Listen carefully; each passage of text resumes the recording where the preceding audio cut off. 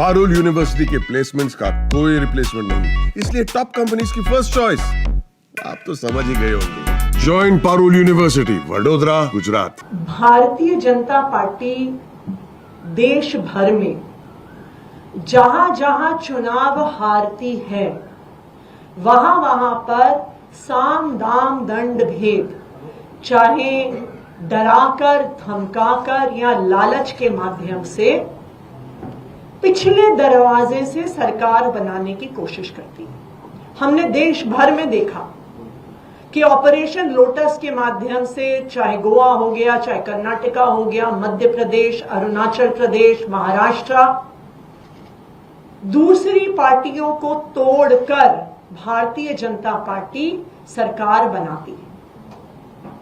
दिल्ली में भी एमसीडी में करारी हार को देखते हुए भारतीय जनता पार्टी पार्लियामेंट में एक एक्ट लेके आ गई एमसीडी को रीयूनिफाई करने के लिए, और इस रीयूनिफिकेशन में मात्र एक बदलाव हुआ कि 272 से 250 वार्ड हो गए और कोई बदलाव नहीं हुआ। यह बदलाव हुआ कि चुनाव लेट हुए, यह बदलाव हुआ कि डिलिमिटेशन करके भारतीय जनता पार्टी के लिए वार्ड्स कार्व आउट किए गए, और एमसीडी के चुनाव को गुजरात के चुनाव के साथ कराया गया, बिल्कुल उन्हीं तारीखों पे करवाया गया, क्योंकि आम आदमी पार्टी गुजरात में भी चुनाव लड़ रही थी और एमसीडी में भी चुनाव लड़ रही थी, तो आम आदमी पार्टी की ताकत को डाइवर्ट करने के लिए। लेकिन फिर भी आम आदमी पार्टी एमसीडी में मेजॉरिटी लेकर आई। भारतीय जनता पार्टी ने हर संभव कोशिश कर ली, गलत तरीके से मेयर का चुनाव करवाना, गलत तरीके से एल्डरमैन से वोट पड़वाना, लेकिन उनकी कोई भी कोशिश सफल नहीं हुई।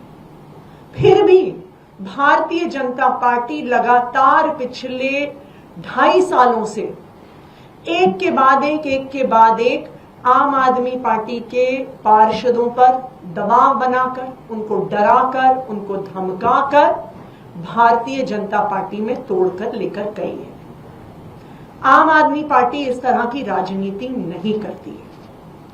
हम दिल्ली की जनता का, जनादेश का सम्मान करते हैं, और हम जब जिन लोगों ने हमें जिताकर भेजा है उनका सम्मान करते हैं। हम किसी भी पार्षद को, विधायक को खरीदने में, बेचने में विश्वास नहीं रखते। आज तोड़ फोड़ करने के बाद भारतीय जनता पार्टी अब एमसीडी के हाउस में मेजॉरिटी में है, इसलिए आम आदमी पार्टी मेयर का चुनाव नहीं लड़ेगी, क्योंकि मेयर का चुनाव लड़ने के लिए और जीतने के लिए हमारे पास भी पार्षद तोड़ने, खरीदने, बेचने के अलावा कोई रास्ता नहीं है, और हम इस तरह की राजनीति नहीं करते।